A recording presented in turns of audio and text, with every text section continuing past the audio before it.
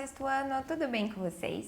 Hoje vamos para a aula de número 48 de arte e hoje nós vamos falar sobre o cubismo. O que foi esse movimento, seus principais representantes e as principais características. Como objetivos, nós temos pesquisar, apreciar e analisar formas distintas das artes visuais tradicionais e contemporâneas, também pesquisar e analisar diferentes estilos visuais, contextualizando-os aí no tempo e no espaço. Então, o cubismo ele foi aí um movimento artístico europeu que ficou marcado pelas formas geométricas. Daí o nome, né, cubismo, realmente, né, remete à nossa lembrança de cubo. Ele surgiu aí no início do século XX na França. E esse novo estilo aí de arte rompeu, veio quebrar aí com esses modelos estéticos que estavam sendo realizados até então, que visavam o quê? A perfeição, as boas formas, aquela arte agradável aos olhos, né?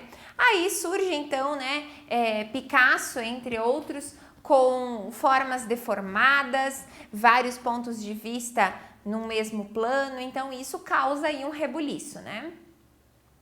O marco aí do surgimento do cubismo aconteceu em 1907 com a tela As Damas d'Avignon, do Pablo Picasso, que é esta imagem ao lado. Aí então já começou a aparecer esses traços mais geométricos e quebrando aí então com a regra vigente da arte, que era esse padrão mais estético, mais realista então.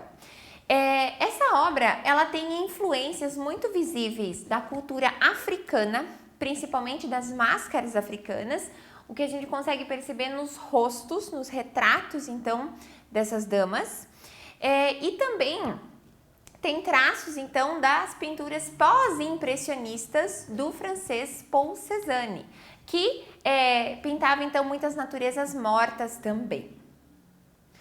Os cubistas, eles usavam aí vários pontos de vista de um objeto no mesmo plano, ou seja, no retrato, por exemplo, isso é muito visível, que é pintado então um olho frontal, um olho de perfil, uma boca frontal, um nariz de perfil, é misturado todos esses pontos de vista de uma figura num único plano, numa única tela, né? Então, além dessa geometrização, essa mistura, então, dos pontos de vista também é muito marcante, né?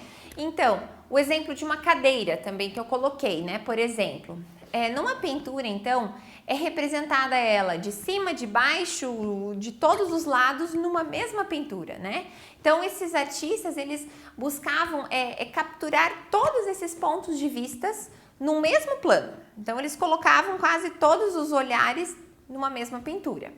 E é uma forte característica, então, desse período cubista. Para isso, eles se apropriavam, então, do uso de formas geométricas, muitas linhas retas, e também usavam colagem, que até então aí acaba sendo algo novo, né, para esse mundo da pintura. E também eles usam uma perspectiva confusa, ou seja, como mistura tantos planos, vai misturar essas noções de perspectiva também, de profundidade e tudo mais. Aqui nós temos um exemplo do Georges Braque, que também é um grande nome do cubismo, e que a gente percebe que é uma mistura de um monte de coisas, até um pouco abstrato demais. Tem algumas pinturas, algumas obras cubistas que chegam a nem ser figurativas, de tão abstraído que é, né? De tão geométrico, então, e embaralhado que essa figura se torna. O cubismo, ele é dividido em duas fases, o cubismo analítico e o sintético. O analítico, ele se baseou mais na observação, na fragmentação e representação de um determinado tema. Então, ele se despedaça em formas geométricas.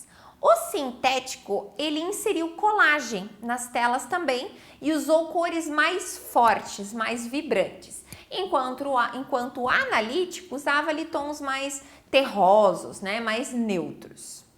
Vamos então adentrar um pouquinho sobre cada um deles.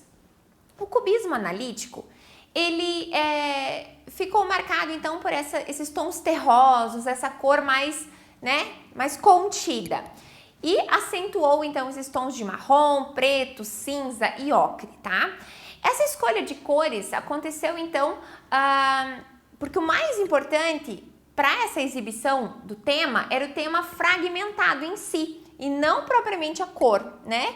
E aqui ele se torna mais abstrato porque ele fragmenta e sobrepõe todos esses ângulos possíveis, né?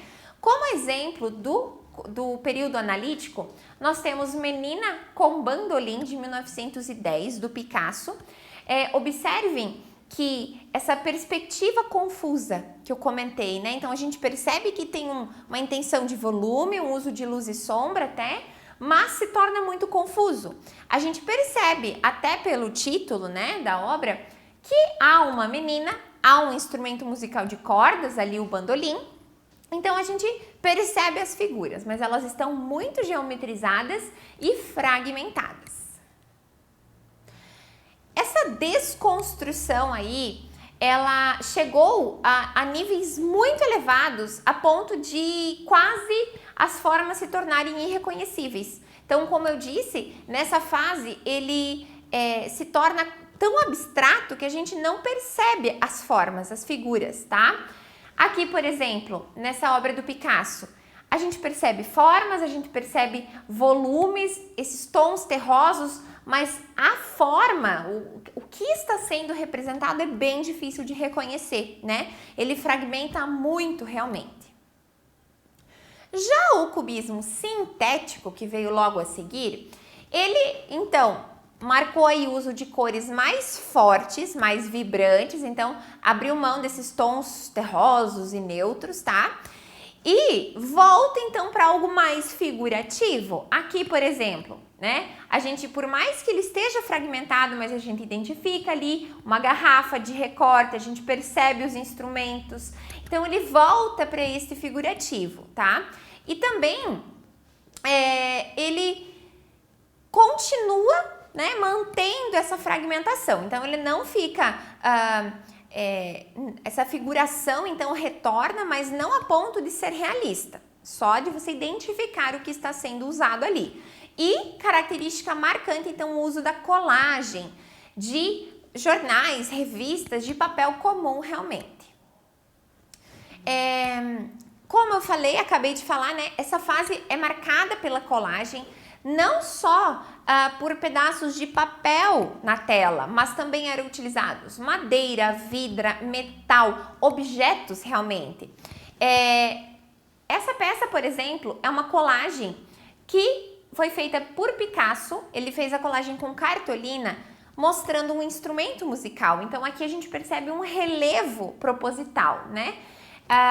Então ele sai do bidimensional da tela, do fato de colar um papel sobre outro papel, digamos assim, e vem aí, né, beira ali a pintura e a escultura, né? Ele fica tridimensional, mas não totalmente ali, criando esse alto relevo, digamos assim. Então o sintético é muito marcado por isso, colagem, cores mais fortes e também a volta das figuras um pouco mais visíveis, tá?